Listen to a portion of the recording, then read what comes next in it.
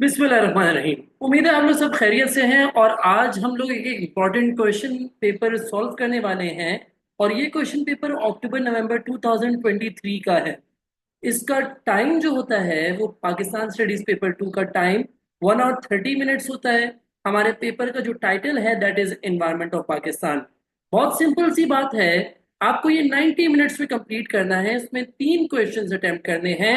तो आपको पता है कि आपका क्वेश्चन नंबर 1, 2, 3 या जो भी आप अटेम्प्ट कर रहे हैं उस पे आप लोग 30 मिनट्स स्पेंड कर सकते हैं ईच क्वेश्चन पे। ये मैक्सिमम टाइम है जो आपको अलॉट किया जाता है एक क्वेश्चन को करने के लिए। इस तरीके से आपने पेपर करना होता है। बहुत क्लियर आप लोगों को बताया गया है कि आपने सबसे पहले अपना नेम, अपना सेंटर नेम, अपना कैंडिडेट नंबर सब कुछ बॉक्स में लिखना है। यहाँ पर एक बात आप लोगों को क्लियरली बता दें कि आप अगर आप फॉर एग्जांपल यहाँ पे ब्लैक पेन से अपना पेपर करें तो पूरा पेपर ब्लैक पेन से करेंगे। अगर आप ब्लू पेन इस्तेमाल कर रहे हैं तो आप पूरा पेपर ब्लू पेन से करेंगे। यानी कि यहाँ पे और लिखा हुआ है। और मतलब कि एक ही पेन इस्तेमाल हो सकता है, दो डिफरेंट पेन इस्तेमाल नहीं हो सकते।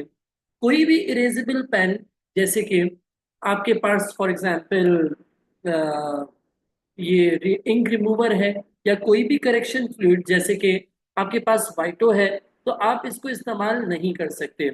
आपने अगर कोई चीज मिस्टेक कर देंगे तो उसको कट कर देना है और दोबारा से लिख देना है।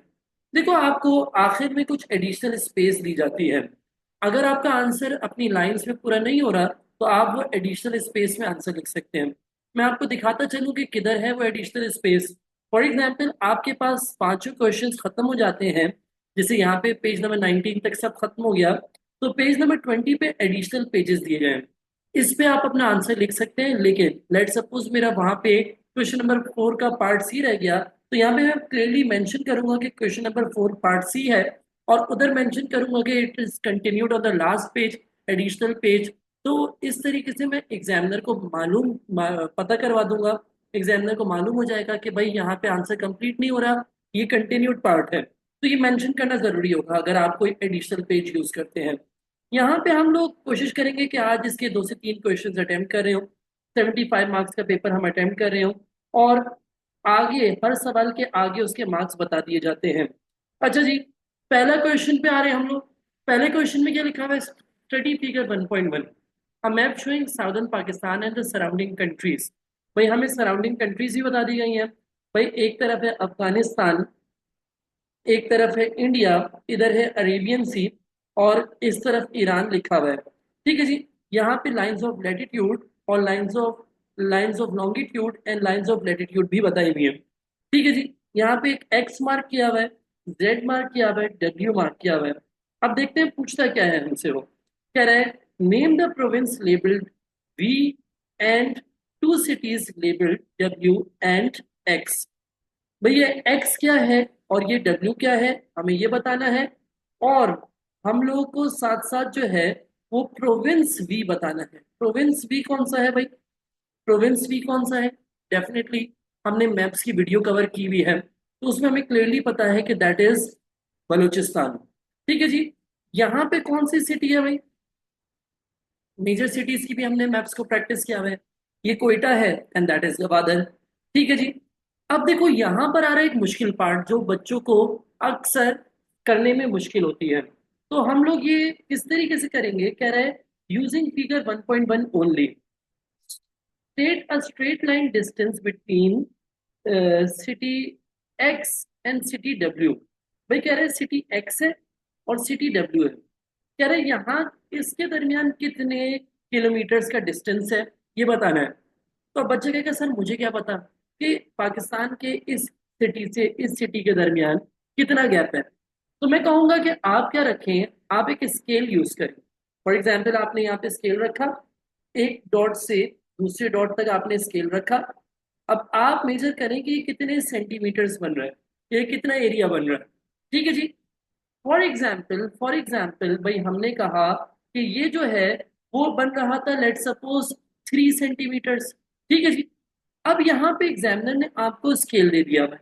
ठीक है, क्या दिया हुआ है? स्केल दिया हुआ है। अब आप क्या करेंगे? यहाँ पर अपना स्केल रखेंगे। ठीक है जी। फॉर एग्जाम्पल एग्जामिनर ने बताया कि मैं अजम्पशन बेस्ड काम कर रहा हूँ सारा कि ये 1 सेंटीमीटर है, ठीक है जी। और 1 सेंटीमीटर कितने किलोमीटर को रिप्रेजेंट कर रहा है? 100 किलोमीटर्स को रिप्रेजेंट कर रहा है। किसको रिप्रेजेंट कर रहा है? 100 किलोमीटर्स। लेट सपोज 1 सेंटीमीटर जो है it is equal to 100 kilometres, ठीक है जी। और सिटी एक्स और सिटी डब्ल्यू के दरमियान लेट सपोज 6 सेंटीमीटर का फर्क है। तो आप कहेंगे 3 × 6 दैट इज 18 किलोमीटर का डिफरेंस है। ये मैं एग्जैक्ट आंसर नहीं बता रहा हूँ, एग्जैक्ट आंसर आप लोगों ने खुद ढूंढना है। मैंने सिर्फ आप लोगों को तरीकेकार बता दिया कि किस तरीके से ये डिस्टेंस वाले क्वेश्चंस को आंसर करते हैं।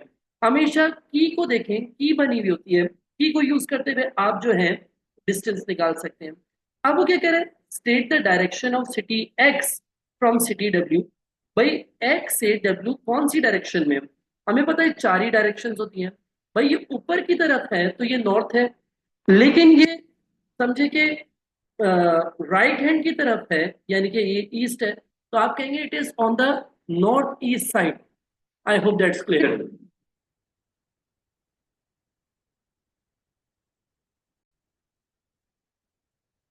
कुछ बच्चे मुझसे पूछ रहे हैं कि किस किस तरीके से डिस्टेंस निकाला। तो भाई देखो, सबसे पहले मैंने क्या किया, की को उठाया, की पे अपना रखा स्केल। मैंने स्केल रखा, फॉर एग्जाम्पल यहां से लेके यहां तक 1 सेंटीमीटर के बराबर आ रहा था, ठीक है जी। तो मैं समझ गया 1 centimetre is equal to 100 kilometres, ठीक है जी। 1 सेंटीमीटर कितने के बराबर है? 100 किलोमीटर्स के बराबर है। अब मैं अपना स्केल रखूंगा इससे इसके दरमियान जो मुझे डिस्टेंस निकालना है, एक्स से डब्ल्यू के दरमियान का डिस्टेंस निकालना है। तो मैं क्या करूंगा, फिर मैं सेंटीमीटर्स मेजर करूंगा। लेट सपोज 1, 2, 3, 4, 5, 6, 7 सेंटीमीटर्स बने। ये मैं बिल्कुल असम्पशन बेस कर रहा हूँ, आप लोग इसको एक्यूरेटली करेंगे क्योंकि ये आप लोग का होमवर्क होगा, ठीक है जी। अब मैंने कहा यहाँ से 1 सेंटीमीटर मतलब 100 किलोमीटर, 2 सेंटीमीटर मतलब 200, 300, 400, 500, 600, 700। तो इस तरीके से मैंने अपना आंसर निकाल दिया एस्टिमेटेड कि भाई ये 700 किलोमीटर्स के बराबर है। आई होप कि अब समझ आ गया आप लोगों को। नेक्स्ट पार्ट पे मूव करें हम लोग कह रहे हैं identify the line of latitude labelled Y. हमने जब मैप्स वाला काम किया, मैंने वीडियो भी रिकॉर्ड करके यूट्यूब पे अपलोड की हुई है, टोपोग्राफी के सारे मैप्स किए। तो हम लोगों ने सारी लाइंस ऑफ लैटिट्यूड और सारी लाइंस ऑफ लॉन्गिट्यूड को मेजर किया, ठीक है जी। हमें पता है बेटा कि पाकिस्तान से जो आखिरी लाइन गुजर रही है अंदर say that is 24 degree north. और पाकिस्तान दुनिया के कौन से पार्ट पे है? पाकिस्तान जहाँ पे लोकेटेड है that is tropic of cancer, जो कि बेसिकली ये वाई लाइन। तो what is this? This is tropic of cancer. आप यहाँ पे क्या लिखेंगे? Tropic of cancer. I hope that's clear. अब वो क्या कह रहा है, using figure 1.1 only describe the location of the mountain labelled Z. भाई देखते हैं सबसे पहले तो ये कौन सा माउंटेन है जो कि लेबल हुआ हुआ है जेड के तौर पे। यूजिंग फिगर 1.1 ओनली, ये रही 1.1। यहाँ पे देखते हैं भाई कौन सा माउंटेन है जो कि जेड के तौर पे लेबल्ड है। अच्छा जी, बेटा हम लोगों ने ईस्टर्न और वेस्टर्न माउंटेन्स के बारे में पढ़ा था। देखो हमसे इसका नाम तो नहीं पूछा हुआ था, वैसे ही मैंने आपसे जनरल नॉलेज के लिए पूछ लिया, ठीक है। कुछ बच्चों ने मुझे आंसर भी किया है। हमें यहाँ पे बताना था कि इसकी लोकेशन को डिस्क्राइब करना था बेसिकली। देखो लोकेशन को डिस्क्राइब करते हुए हमें कीवर्ड का ख्याल रखना है। अगर फॉर एग्जाम्पल यहाँ पे लिखा हुआ है यूजिंग फिगर 1.1 ओनली, यहाँ पे कीवर्ड क्या हो गया? ओनली का वर्ड कीवर्ड हो गया। समझ नहीं बात? अब ओनली का मतलब क्या है? ओनली का मतलब ये है कि जो चीजें यहाँ पे मैप पे लिखी हुई हैं आपने उसी को यूज करते हुए बताना है। लेट सपोज यहाँ पे lines of latitude, lines of longitude बनी हुई है, तो आप इसकी मदद से बता सकते हैं। फॉर एग्जाम्पल आप कहो कि ये कौन सी लाइन ऑफ लैटिट्यूड के ऊपर है? 28 के ऊपर बना हुआ है। और अगर लाइंस ऑफ लॉन्गिट्यूड की बात करें तो ये 64 और 68 के दरमियान है, ठीक है जी। यहाँ पे देखो खारन डेजर्ट लिखा हुआ है ना, तो आप ये बता सकते हैं खारन डेजर्ट की कौन सी साइड पे है? आपको ये खारन डेजर्ट के ईस्टर्न साइड पे है। यहाँ पे रिवर इंडस बना हुआ है ना, रिवर इंडस लिखा हुआ भी है, तो आप ये कह सकते हो कि ये रिवर इंडस के वेस्टर्न साइड पे है। अब फॉर एग्जाम्पल हमें मालूम है कि कोयटा है, ठीक है जी, हमें मालूम है कि दैट्स कोयटा, लेकिन कोयटा का लफ्ज नहीं लिखा हुआ, डब्ल्यू लिखा हुआ है। तो हम डब्ल्यू की मदद से करेंगे, हम कहेंगे it is just south of city W. इस तरीके से हम लोगों ने इसको आंसर करना होता है, डायरेक्शंस बतानी होती है, ठीक है जी। और उन चीजों की मदद से बताएं जो कि यहाँ पे लिखी हुई है, जैसे कि 68 east, 64 east, Iran, Indus river, Kharan desert, जो बातें लिखी हुई है ना, सिर्फ उनको यहाँ पे यूज करें, उसके अलावा कोई भी टर्म यहाँ पे यूज नहीं करनी। इस तरीके से इसको डिस्क्राइब करना है। भाई वो क्या कह रहा है, define and give example of natural topography. What is meant by topography? देखो टोपोग्राफी जो है उसके अंदर हम दुनिया के हम बेसिकली क्या करते हैं, लैंडस्केप के फीचर्स को डिस्कस करते हैं। लेकिन जो सिर्फ टोपोग्राफी का पूछा होता तो हम कहते हैं कि भाई इसमें नेचुरल और आर्टिफिशियल फीचर्स दोनों मेजर होते हैं, दोनों की स्टडी करते हैं। लेकिन यहाँ पे लफ्ज नेचुरल टोपोग्राफी का इस्तेमाल किया है, तो जो मैंने नोट्स में डेफिनेशन लिखी हुई है वो नहीं लिखनी एग्जैक्टली exactly, आपको तो उसको थोड़ा सा अमेंड करना है। आपने लिखना है कि भाई यहाँ पे physical surface features of the landscape की स्टडी है, जिसको हम नेचुरल टोपोग्राफी कहते हैं। अब एग्जाम्पल क्या दे सकते हो? भाई हम देखेंगे कि यहाँ पे कैसे फॉर एग्जाम्पल एल्टीट्यूड कैसा है, जैसे लेक्स है या सॉरी हिल्स हैं, माउंटेन्स हैं, या प्लेन एरिया है, या डेजर्ट है, इस तरीके से आपने बताना है। फॉर एग्जाम्पल एग्जाम्पल दो भाई माउंटेन्स की। माउंटेन्स की एग्जाम्पल में आप वेस्टर्न माउंटेन्स का भी बता सकते हैं, जैसे सफेदको रेंज है, सुलेमान रेंजेस है, वजीरिस्तान हिल्स हैं। उस तरीके से आप फिर नॉर्थ या नॉर्थ वेस्टर्न माउंटेन्स की एग्जाम्पल भी दे सकते हैं, जैसे हिंदू कश है, हिमालय है, कराक्रम है। इस तरीके से प्लेट्यूज में आप बलूचिस्तान प्लेट्यू या फिर पोलपार प्लेट्यू की एग्जाम्पल दे सकते हैं, ठीक है। इस तरीके से आप किसी भी टोपोग्राफी के अंदर जो भी हमने चीजें पढ़ी थी उस पर किसी भी चीज की एग्जाम्पल कोट कर सकते हैं। नेक्स्ट सवाल क्या पूछ रहा है, explain two ways desert restrict agricultural activities in Pakistan. भाई डेजर्ट में ऐसी क्या प्रॉब्लम्स होती हैं कि एग्रीकल्चर नहीं हो पाता? भाई हम लोग को एक तो मालूम है कि डेजर्ट के अंदर बहुत ही हाई टेम्परेचर है, ठीक है जी। हाई टेम्परेचर होने की वजह से जो है वो हमें पता है कि क्रॉप्स जो है वो बर्न हो सकते हैं, वो जल जाते हैं क्रॉप्स। एक तो आप ये लिख सकते हो, ठीक है जी, कि ये जो है वो डैमेज कर देता है क्रॉप्स को। हमें मालूम है कि अगर डेजर्ट के अंदर डेट कल्टीवेशन होती भी है तो वो बहुत ज्यादा आपने वहां पे शेड्स प्रोवाइड करने पड़ते हैं, अदरवाइज तो क्रॉप जल सकता है। दूसरी बात आपको पता है कि डेजर्ट के अंदर लो रेनफॉल होती है, खासतौर पे समर्स में होती नहीं है, बहुत कम रेनफॉल होती है, जिसकी वजह से there is lack of water for irrigation, यहाँ पे इरिगेशन नहीं हो पाती। एक और ये प्रॉब्लम हो गई। तो इस तरीके से कोई सी भी दो प्रॉब्लम्स लिख सकते थे। यहाँ पर देखो एक्सप्लेन लिखा हुआ है और you should develop your answer लिखा हुआ है, तो आपने पॉइंट्स को एक्सप्लेन लाजमी करना है। यानी कि जो भी पॉइंट बता रहे हो या तो उसका साथ में रीजन बताओ या उसका रिजल्ट बताओ, that is how you are going to do that point. ठीक है जी, आई होप दैट्स क्लियर। अब वो क्या पूछ रहे हैं, सजेस्ट। देखो सजेस्ट जहां पे लिखा हुआ होता है और यहाँ पे कितने पॉइंट्स पूछे हुए हैं, 4 पॉइंट्स पूछे हुए हैं, और मार्क्स कितने हैं, 4 ही मार्क्स हैं।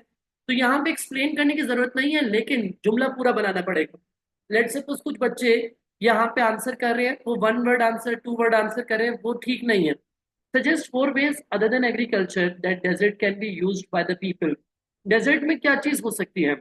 भाई डेजर्ट के अंदर बहुत सारे काम हो सकते हैं। बहुत सारे डेजर्ट्स में फॉर एग्जांपल ऑयल एक्सट्रैक्ट हो रहा है या गैस एक्सट्रैक्ट हो रहा है, तो आप बोलो कि भाई यहाँ पे for example drilling can be done for extracting, क्या दे रहे हैं, एक्सट्रैक्टिंग गैस या ऑयल, ठीक है जी। अब ऐसे पूरा जुमला बनाना है। किसी बच्चे ने लिख दिया ड्रिलिंग फॉर ऑयल, तो वो चीज अच्छी नहीं है बेटा, एग्जामिनर उसको इनकरेज नहीं करता। कभी कभार हमने देखा इससे मार्क्स मिल जाते हैं, लेकिन it's totally up to examiner, क्योंकि एग्जामिनर ने तरीका यही बताया है कि पूरा जुमला लिखना है। फिर आप ये कह सकते हैं कि यार यहाँ पर बहुत और बहुत सारी चीजें हो रही हैं, जैसे कि बहुत सारे डेजर्ट्स के अंदर पावर लाइंस या पावर रिसोर्सेज को डेवलप किया जा रहा है। फॉर एग्जाम्पल पाकिस्तान के अंदर, अभी मैं समझा रहा हूं तो मैं पूरा जुमला नहीं लिख रहा, लेकिन आपने पूरा पूरा लिखना है। For example solar power station लग रहे हैं, ठीक है जी। पाकिस्तान में जो भी थर्ड डेजर्ट है, यहाँ पे भी दुनिया पाकिस्तान के बड़े तरीन सोलर पावर प्लांट्स लगे हुए हैं। तो ये एक और तरीका हो सकता है जिसमें डेजर्ट इस्तेमाल हो रहा है, डेजर्ट में हो रहे हैं। उसके अलावा बेटा यहाँ पे ब्रिक्स बनाई जा रही है, ब्रिक किल्स बनी हुई है, ठीक है जी, ब्रिक किल्स बनी हुई है। उसके अलावा आप ये कह सकते हैं, बिल्कुल लिख सकते हैं भाई, बिल्कुल लिख सकते हैं, क्योंकि पावर रिसोर्स जो है, सोलर पावर प्लांट्स लोग कह रहे हैं, तो भाई वो लोग ही तो कर रहे हैं ना, लोग ही तो इस्तेमाल कर रहे हैं। तो पावर लाइंस लिख सकते हैं, कम्युनिकेशंस लिख सकते हैं। इसके अलावा आप ये कह सकते हैं कि लोग यहाँ पे कुछ ट्रेडिशनल लाइफस्टाइल को फॉलो भी कर रहे हैं, नोमैडिक लाइफस्टॉक फार्मिंग कर रहे हैं। कुछ लोग यहाँ पे रिहाइश भी कर रहे हैं, घर बना रहे हैं। बहुत ज्यादा नहीं होते लेकिन डेजर्ट में फिर भी लोग तो रहते हैं ना। तो these are the four ways in which agricultural land can be use by the people apart from agriculture. ठीक है जी। अब बेटा हमारे पास नेक्स्ट सवाल आ गया है। नेक्स्ट सवाल क्या कह रहा है? To what extent is building additional motorways and major roads in all areas for Pakistan essential for the future economic development? Pakistan की इकोनॉमिक डेवलपमेंट के लिहाज से, फ्यूचर इकोनॉमिक डेवलपमेंट के लिहाज से मेजर रोड्स बनाना या एडिशनल मोटरवेज बनाना किस हद तक इंपॉर्टेंट है? भाई इधर हम लोगों ने लिखना है टू साइड आंसर। हर 6 मार्क के सवाल में हमने नेगेटिव पॉइंट्स भी बताने होते हैं, पॉजिटिव पॉइंट्स भी बताने होते हैं। भाई टू व्हाट एक्सटेंट में पूछ रहा है ना, तो आपने क्या करना है यहाँ पे, पॉजिटिव बात भी करनी है, यानी कि पॉसिबिलिटीज पे भी बात करनी है कि भाई इससे पाकिस्तान की फ्यूचर इकोनॉमिक डेवलपमेंट हो सकती है। साथ साथ बेटा आपने यहाँ पे कंस्ट्रेंट्स भी बताने हैं, प्रॉब्लम्स भी बतानी है। इस तरीके से आप लिखोगे टू साइड आंसर।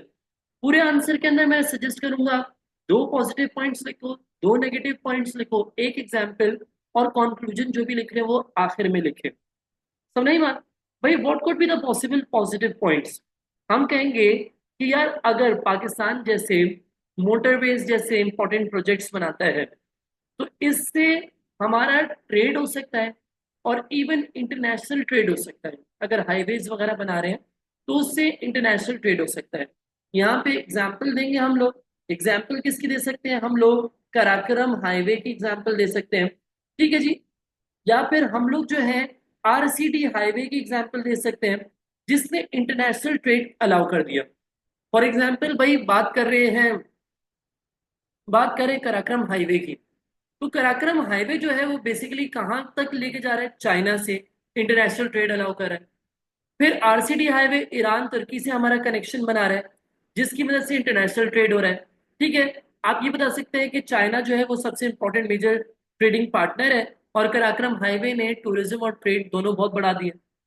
एक तो ये हो गया। दूसरा पॉइंट आप क्या लिख सकते हैं? देखो आपने इसको किससे रिलेट कर दिया? आपने इसको इंटरनेशनल ट्रेड से रिलेट कर दिया। किससे रिलेट कर दिया? इंटरनेशनल ट्रेड से। एक पॉजिटिव पॉइंट हो गया। अब दूसरा पॉजिटिव पॉइंट क्या हो सकता है? भाई आप कहें कि भाई जो एरियाज हैं अभी रिमोट, अगर वहां पर भी फॉर एग्जांपल रोड्स या मोटरवेज वगैरह बन जाते हैं, जैसे कि नॉर्दर्न एरियाज में, तो जो रिमोट एरियाज हैं आज के दौर में, कट ऑफ एरियाज हैं जो बिल्कुल कटे हुए हैं, वो क्या हो जाएंगे? Less mobile, sorry, less immobile. यानी कि अब वहां से भी लोग आ रहे जा रहे हैं, वो लोग लेस कट ऑफ फील करेंगे। तो this can reduce rural urban migration. बहुत सारे लोग छोटे छोटे इलाकों जैसे चित्राल वगैरह से उठ के शहरों की तरफ माइग्रेट करें, क्योंकि उनके एरियाज तो कट ऑफ पड़े रहते हैं, वहां ना कोई रोड्स है ना कोई रेलवेज है। तो वहां के लोग बड़ा कट ऑफ फील करते हैं, इनएक्सेसिबल हो जाते हैं, तभी वो लोग वहां से छोड़ के भाग रहे हैं। अगर आप लोग वहां पर भी रोड्स बनाएंगे, हाईवेज बनाएंगे, वहां पर भी बिजनेस एक्टिविटी होगी, तो लोग वहां से रूरल से अर्बन माइग्रेशन नहीं करेंगे। There will be less rural urban migration. ये दो पॉजिटिव पॉइंट्स हो गए। अब नेगेटिव पॉइंट्स की बात करते हैं। यार कुछ मसले मसाइल भी हैं, जैसे कि आपको पता है नॉर्दर्न एरियाज में हमने कह तो दिया कि यार हाईवेज बना दो, रोड्स बना दो, लेकिन नॉर्दर्न एरियाज के अंदर लैंड स्लाइडिंग और एवलांचेस कॉमन है। लैंडस्लाइडिंग और एवलांचेस में क्या फर्क है? भाई मिट्टी के तोदे नीचे गिर रहे हैं, दैट्स लैंडस्लाइडिंग, और बर्फ नीचे गिर रही है, दैट्स एवलांचेस।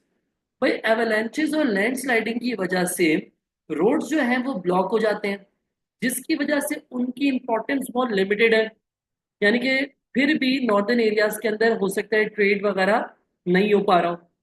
उसके अलावा आप कहोगे कि कुछ एरियाज में, भाई अगर हम लोग जैसे बलूचिस्तान है, बलूचिस्तान के अंदर अगर हम लोग रोड्स रेलवे बना भी दें तो कुछ प्रॉब्लम्स जो है वो अनचेंजेबल रहेंगी, वो फिर भी ठीक नहीं हो पाएंगी। जैसे कि there is harsh climate in the province of Balochistan. Balochistan के अंदर हार्श क्लाइमेट है, इवन दो रोड्स रेलवे भी बना दें तब भी वो एरिया जो है वहां पे आबादी सेटल नहीं होना चाहिए, there'll be less settlement despite having roads railways. एक जगह हम ये तो कहते हैं कि अगर बलूचिस्तान जैसे इलाकों में रोड्स रेलवेज बना दो तो they'll feel more mobile, they'll feel less remote, तो वहां पे भी कुछ आबादी रहेगी जिससे this could lead to balance distribution of Pakistan population. लेकिन मसला ये है कि हार्श क्लाइमेट की वजह से फिर भी वो वहां पे हो सकता है रोड लोग ना रहना चाहें, क्योंकि कुछ वहां पे लिविंग कंडीशंस बहुत मुश्किल है। तो अब बेटा अगर आप नेगेटिव कंक्लूजन करना चाहते हो तो आप कहोगे ऑल दो it could to some extent increase the economic development, but to a limited extent। Negative conclusion के लिए जो लफ्ज इस्तेमाल होगा वो क्या है कि भाई it can only increase economic development to a very limited extent. और अगर पॉजिटिव कंक्लूजन लिखना चाहते हो तो आप लिखोगे कि it can increase economic development, यानी कि बिल्डिंग ऑफ मोटरवेज या roads will increase economic development to a great extent. आपकी मर्जी है नेगेटिव कंक्लूजन लिखना चाहो या पॉजिटिव कंक्लूजन, लेकिन जो भी लिख रहे हो बेटा उसके साथ उसका रीजन कनेक्ट करना पड़ेगा। एक रीजन बताना पड़ेगा why you think it is possible to a limited extent और a great extent. I hope that's clear. अब हम नेक्स्ट क्वेश्चन की तरफ मूव करें बेटा, और इस क्वेश्चन के अंदर हमें क्लाइमेट से रिलेटेड एक ग्राफ दे दिया गया है। यहाँ पे सबसे बड़ी कंफ्यूजन जो होती है ना वो ये होती है कि क्या लाइन ग्राफ जो है और बार ग्राफ है दो चीजें, एक तरफ लिख दिया टेम्परेचर, एक तरफ लिख दिया रेनफॉल।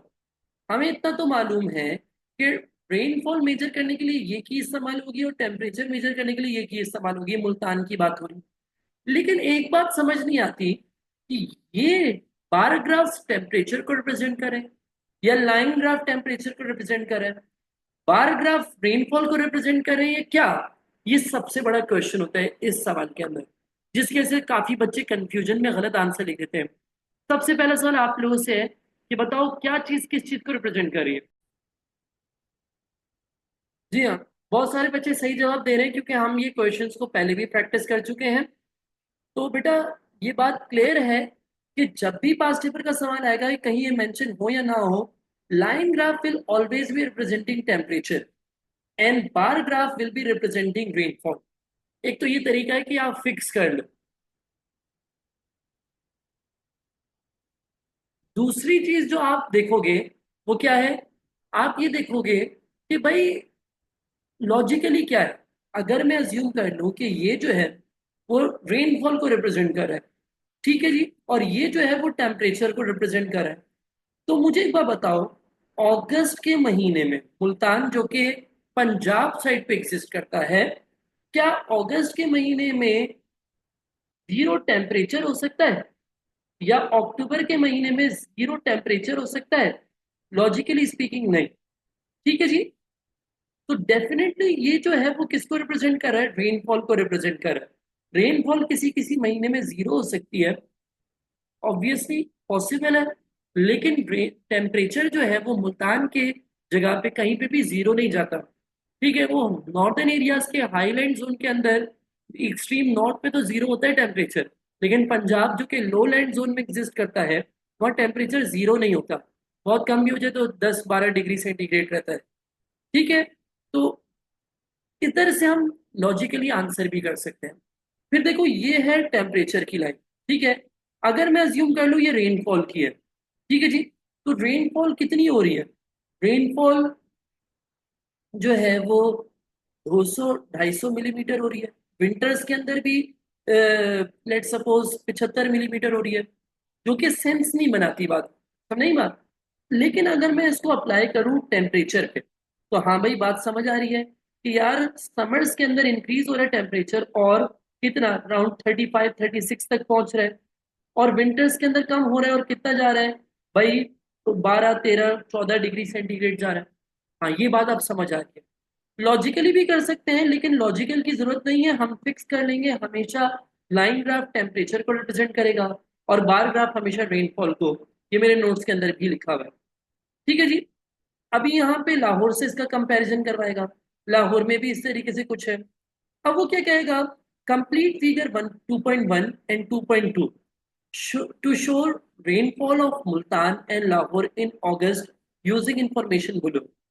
कह रहा है मुल्तान के अंदर रेनफॉल जो हो रही है कौन से महीने के अंदर, अगस्त के महीने के अंदर, दैट इज 35, एंड लाहौर के अंदर हो रही है 175। समझ नहीं बात। तो लाहौर के अंदर जो है वो हमें अगस्त का महीना जो खाली है, यहाँ पे 175 मिलीमीटर रेनफॉल बनानी। देखो यहाँ तक है 150 और यहाँ तक है 200। ठीक है जी। यानी कि ये जो छोटे 10 डब्बे हैं, ये कितने मीटर्स को रिप्रेजेंट कर रहे हैं, 50 को। तो ये जो आधे यानी कि 5 डब्बे हैं, किसको रिप्रेजेंट कर रहे होंगे, 25 मिलीमीटर को। तो यहाँ तक 150 है, यहाँ तक 175 हो जाएगी। हम क्या लेंगे, एक पेंसिल लेंगे, और यहाँ पर जो है वो एक डब्बा बनाएंगे। ठीक है जी, इस तरीके से हम डब्बा बनाएंगे, और उसको हम शेड कर देंगे। ठीक है जी, उसको हम क्या कर देंगे, शेड कर देंगे पेंसिल से। ये हमारा यहाँ पे समझो 2 में से 1 नंबर मिल गया। यही काम हम करेंगे मुल्तान के अंदर। मुल्तान के अंदर देखो थोड़ा सा मुश्किल होगा क्योंकि 35 है, लेकिन हम कर लेंगे। भाई हमें पता है कि छोटे 10 डब्बे, 1 2 3 4 5 6 7 8 9 10, 10 डब्बे रिप्रेजेंट करते हैं 50 को। तो 35 के लिए कितने डब्बे होंगे भाई, एक डब्बा है 5 का। अगर 10 50 के तो एक है 5 का। तो हम कहेंगे भाई 1 2 3 4 5 6 7, 7 5 7 into 5 35। तो हम यहाँ पे क्या करेंगे, एक डब्बा बना देंगे, और इसको भी हम शेड कर देंगे। आई होप मैंने सही किया है। मुल्तान के अंदर 35 और लाहौर के अंदर 175। होप दैट्स क्लियर, कोई प्रॉब्लम नहीं है यहाँ तक।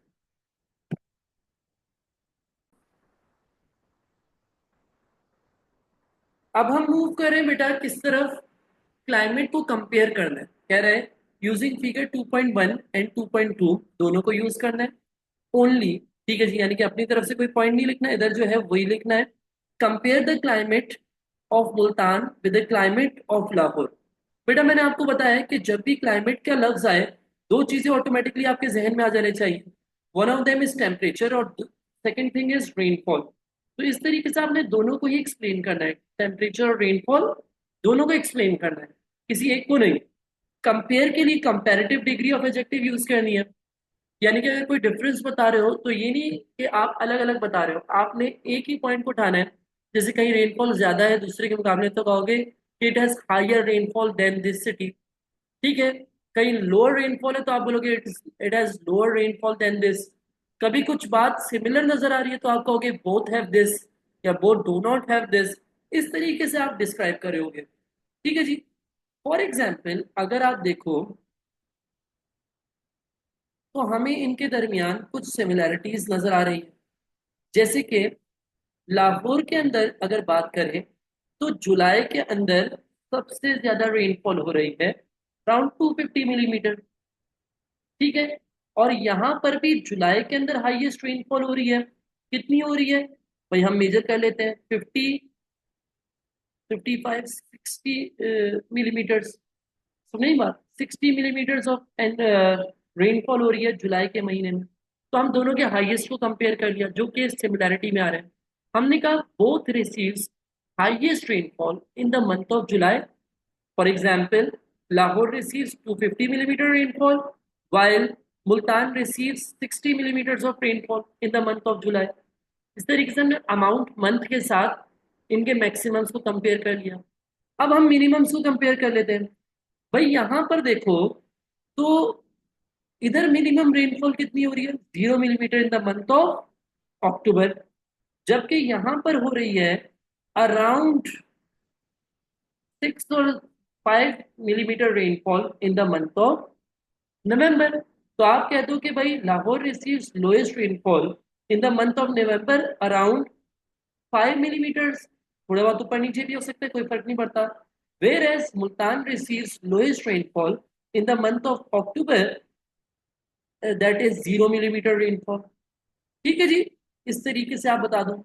अब आप ओवरऑल बता सकते हो ज्यादा बारिश का हो रही है पूरा साल में। आपने कहा Lahore receives more annual rainfall compare to Multan. ठीक है जी, पूरे सालाना बारिश ज्यादा कहाँ हो रही है, लाहौर में ज्यादा बारिश हो रही है बनिस्बत मुल्तान के। कुछ बच्चे जो अच्छे मार्क्स लाना चाहते हैं वो क्या करेंगे, वो सारे सारे बार्स को रीड करेंगे, टोटल करेंगे। लेट सपोज ये बन रही है 50, मैं एक अजम्पशन बेस्ड बात कर रहा हूँ, मैं सिर्फ तरीका बता रहा हूँ, और ये बन रही है लेट सपोज 150। तो वो कहेंगे कि भाई Lahore receives more rainfall, more annual rainfall, annual का लफ्ज बहुत जरूरी है, around 150 millimetre than Multan which receives an annual rainfall of 50 millimetre. ये 50 या 150 मैं सिर्फ गेस वर्क से बता रहा हूँ, आप लोगों ने खुद से कैलकुलेट करना है। कैसे कैलकुलेट करना है, सबको कैलकुलेट करोगे, टोटल करोगे और बता दोगे कि कितना अमाउंट बन रहा है। ठीक है जी, इस तरीके से आपने कम से कम कितने पॉइंट्स लिखने हैं, 3 पॉइंट्स लिखने हैं। ठीक है जी, आई होप दैट्स क्लियर। अब देखो यहाँ पे वो क्या पूछ रहा है, what type of climatic reason does 2.2 show. 2.2 किसका है, लाहौर का। लाहौर कौन से क्लाइमेटिक रीजन में आता है, ये बताना है। और फिर वो कह रहे हैं suggest one reason for your answer. भाई क्या रीजन है कि वो उसमें आता है, ये मैं क्लाइमेट चैप्टर में आप लोग को शुरू में ही करवा चुका हूँ। जरा मैं अपने नोट शेयर करता हूँ ताकि इसमें आंसर आप लोग को लिखने में आसानी हो। भाई हमें पता है कि यहाँ पे कहीं है लाहौर, ठीक है जी, इधर कहीं है लाहौर, तो ये कौन से रीजन में आ रहा है, ये बी में। इस बी का नाम क्या है, भाई बी का नाम है लो लैंड जोन, जिसको हम दूसरे वर्ड में सेमी एरिड जोन भी कहते हैं। यहाँ पर हमें पता है कि हॉट समर्स होती हैं, ठीक है जी, लाहौर में भी ऐसे ही होता है। ठीक है, कूल विंटर्स होती हैं और समर में रेनफॉल होती है। अब आपने इसमें भी देखा बेटा कि आपके पास जो मैप था आपने उसमें भी देखा कि समर्स में टेम्परेचर हॉट की तरफ था। हॉट का मतलब क्या है, हॉट का मतलब है कि 31 से 39, 49 डिग्रीज के दरमियान हो। ठीक है जी, अभी मैप पे देखेंगे कि ऐसा था कि नहीं था, हॉट समर्स थे कि नहीं थे, 31 से 39 के दरमियान था कि नहीं टेम्परेचर समर्स में। और मॉनसून रेनफॉल समर के सीजन में हो रही थी कि नहीं हो रही थी। वही हम वापसी आएंगे, हमने देखा इस पेपर के अंदर, तो हमने कहा हाँ जी कुछ ऐसा ही नजर आ रहा है। अगर आप देखेंगे समर्स के अंदर, यानी कि जून जुलाई अगस्त के महीने देख लें, तो टेम्परेचर कहाँ से कहाँ तक है, भाई टेम्परेचर पे आए, टेम्परेचर आप देखें 30 अबव है और बिलो 40 है, यानी कि 30, 32, 33, 34 ऐसा चल रहा है। तो बेटा ये बात प्रूव हो रही है कि यहाँ पे जो है वो लो लैंड जोन के कैरेक्टरिस्टिक्स मैच हो रहे हैं। फिर लो लैंड में हमने पढ़ा था कि समर में मानसून रेनफॉल होती है, आपने देखा कि यहाँ पर भी समर्स में हैवी रेनफॉल हो रही है, बिल्कुल ऐसा ही है। तभी हम कहेंगे कि भाई ये एविडेंस है, ये रीजंस है कि हम कह रहे हैं कि ये क्लाइमेटिक रीजन कौन सा है, लो लैंड जोन या सेमी एरिड जोन। अब वो क्या कह रहे हैं, state 3 factors that affect the temperature in Pakistan. ये भी हम लोगों ने अपने नोट्स के अंदर पढ़े हुए थे। द फैक्टर्स अफेक्टिंग टेम्परेचर हम लोगों ने पढ़े थे कि नहीं पढ़े थे, जिसमें हमने क्लाउड कवर पढ़ा, मैरीटाइम इन्फ्लुएंस पढ़ा, कॉन्टिनेंटल इफेक्ट, लैटिट्यूडनल इफेक्ट, कि भाई जितना इक्वेटर से दूर होते हैं ऊपर की तरफ जाते हैं टेम्परेचर डिक्रीज होता है। इसी तरीके से हम लोगों ने जो है एंगल ऑफ सन वगैरह के बारे में भी पढ़ा था।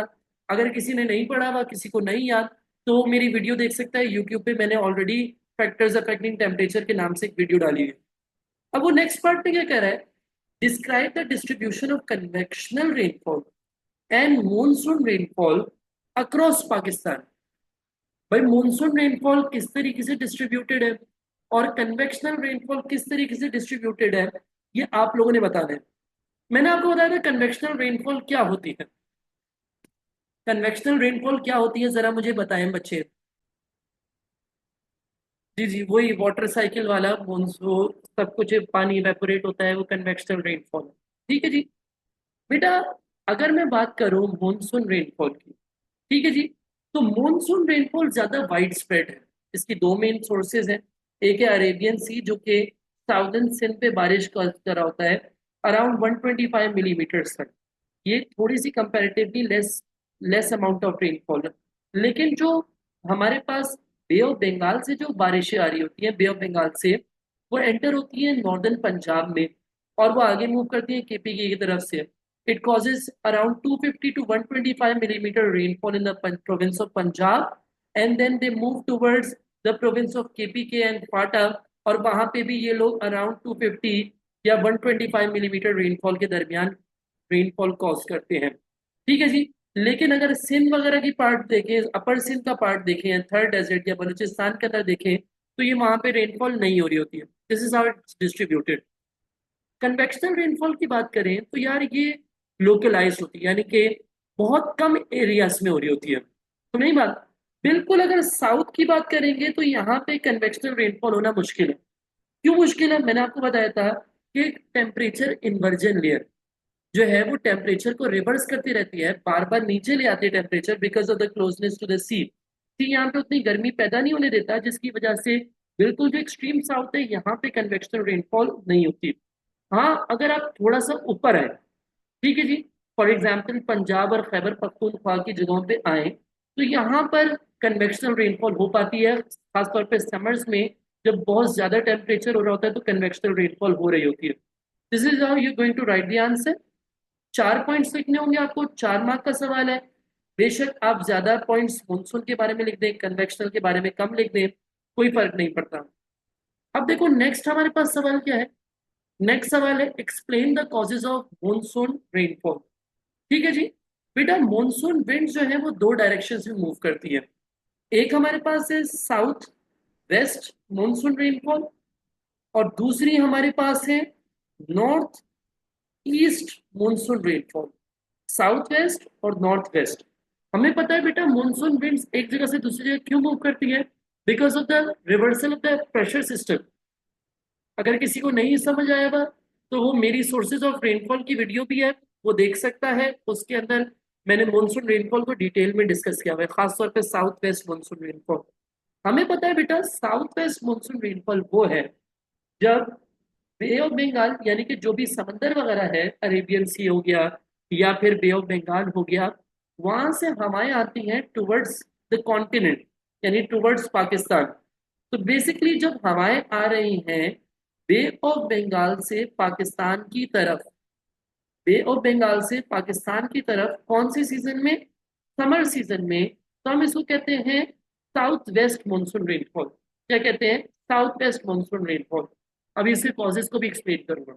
पहले साउथ वेस्ट और नॉर्थ ईस्ट में फर्क समझा रहा हूँ। ठीक है जी। दूसरी डायरेक्शन बेटा कौन सी है? North east. हमें पता है बेटा, विंटर्स के अंदर प्रेशर सिस्टम चेंज हो जाता है। विंटर्स के अंदर अब ज्यादा ठंडी हवाएं होती है लैंड की तरफ, यानी पाकिस्तान की तरफ, और कम ठंडी हवाएं होती हैं बे ऑफ बंगाल की तरफ। तो ये जो हवाएं हैं, ये अब पाकिस्तान से बे ऑफ बंगाल की तरफ मूव करना शुरू हो जाती हैं। ठीक है जी। तो इसको हम कहते हैं नॉर्थ ईस्ट मानसून रेनफॉल। अब ये ईस्ट की तरफ जा रही है, वो वेस्ट की तरफ आ रही है तो वो वेस्टर्न है, और देखो ये ईस्ट की तरफ जा रही है तो ईस्टर्न है। ये ऊपर की तरफ जा रही हैं, तभी हमने इसको क्या लिखा? हमने इसको लिखा नॉर्थ ईस्टर्न। ये थोड़ा नीचे की तरफ आती है तो हमने इसको लिखा साउथ साउथ वेस्टर्न, नीचे की तरफ। ये डायरेक्शंस तो इस तरीके से आपको समझ आ गई।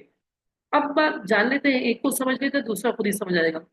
भाई हमें पता है जब समर्स का टाइम होता है तो हीटिंग का टाइम होता है। लेकिन हमें पता है कि बे ऑफ बंगाल जो कि समंदर है, समंदर देर से हीट होता है, तो ये लेस हॉट होता है।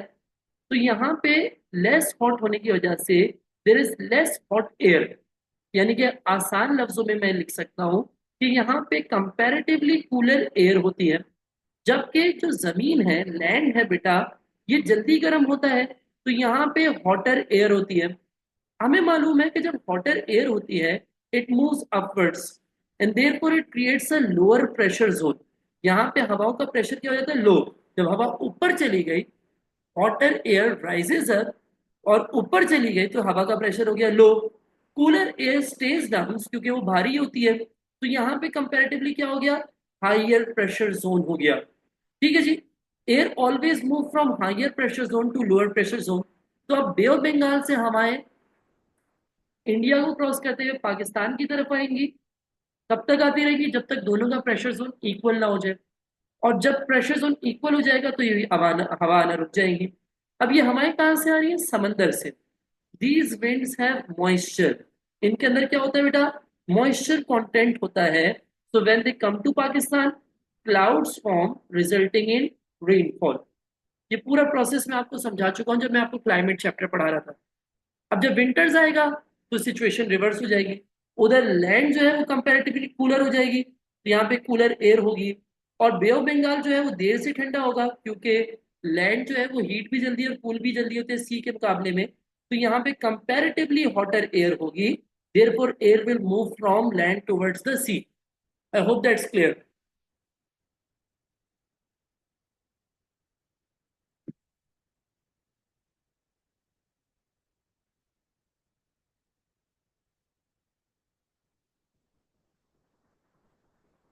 क्या कह रहे हैं भाई, explain to state two types of weather associated with depression.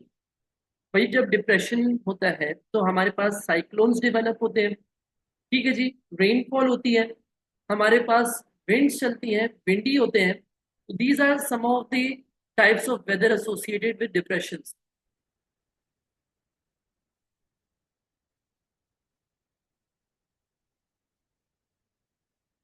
हाँ वेस्टर्न डिप्रेशन भी होता है, लेकिन वेस्टर्न डिप्रेशन के बारे में पूछा नहीं गया था ना बेटा, मानसून रेनफॉल का सवाल। तो वो दोनों डायरेक्शन से मैंने आपको बता दी।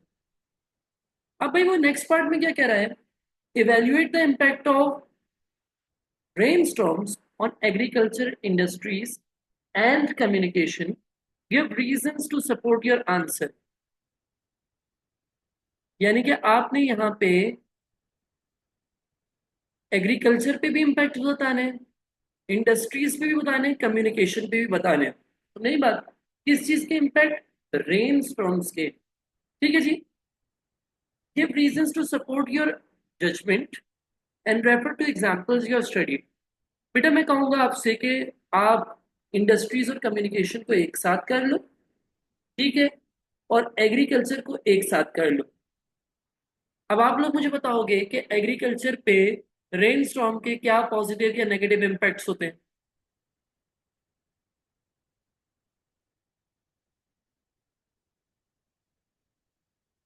भाई एग्रीकल्चर का नेगेटिव इम्पैक्ट जिस तरीके से बच्चे मुझे बता रहे हैं, सही बता रहे हैं कि क्रॉप्स डैमेज हो जाते हैं। और ये बहुत ही बड़ा नुकसान है, क्योंकि इसके मल्टीपल नुकसान है कि भाई लोगों के पास खाने को नहीं होगा। This could lead to starvation. ठीक है। It could lead to famine and starvation, लोग मर सकते हैं।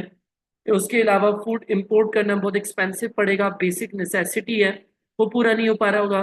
कॉटन जो कि मेन क्रॉप है वो डिस्ट्रॉय हो सकता है, हमारी एक्सपोर्ट अर्निंग खत्म हो जाएंगी। ये सारे इम्पैक्ट्स हैं। इंडस्ट्रीज या कम्युनिकेशन पे क्या इम्पैक्ट्स हैं। भाई रेन स्टॉर्म आता है तो आपको पता है कि वायर्स डैमेज हो जाती हैं, टूट जाती हैं, पोल्स वायर्स कम्युनिकेट नहीं कर पा रहे होते। बिजली नहीं आती इंडस्ट्रीज के अंदर, उनका आउटपुट कम हो जाता है। फिर आपने बताना है, आखिर में इवेल्युएट करना है कि एग्रीकल्चर पे ज्यादा स्ट्रॉन्ग इम्पैक्ट है या इंडस्ट्रीज या कम्युनिकेशन पे। इस तरीके से आपने इवेल्युएट करना है। तो मैं चाहूंगा किसी एक को सपोर्ट करना। तो मेरा अपना ओपिनियन है एग्रीकल्चर ज्यादा अहम इम्पैक्ट है या इंडस्ट्रीज या कम्युनिकेशन का। तो मैं ये कह सकता हूँ कि भाई एग्रीकल्चर का ज्यादा स्ट्रॉन्ग इम्पैक्ट है, लेट सपोज, क्योंकि वो प्राइमरी चीजें हैं। अगर बेसिक नेसेसिटीज हैं, अगर वो नहीं मिलेंगे तो फिर हम लोग जो है वी कैन डाई। इंडस्ट्रीज और कम्युनिकेशन से बेशक इकोनॉमी को नुकसान होगा, but it it does not directly relate to the death of the people.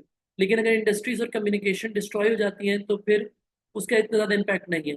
मैं ऐसे भी कह सकता हूँ, या मैं ये भी कह सकता हूँ कि एग्रीकल्चर पे इम्पैक्ट ज़्यादा स्ट्रॉन्ग है, क्योंकि बहुत सारी इंडस्ट्रीज एग्रीकल्चर पे ही डिपेंडेंट है, जैसे एग्रो बेस्ड इंडस्ट्रीज। तो अगर फॉर एग्जांपल एग्रीकल्चर ही नहीं हो रहा तो इंडस्ट्रीज और कम्युनिकेशन भी नहीं चल पाएंगे, बहुत सारी एग्रो बेस्ड इंडस्ट्रीज बंद हो जाएंगी। और पाकिस्तान डिपेंडेंट है agro based industries. For example Pakistan की सबसे main export 60% of total export की कॉटन की है।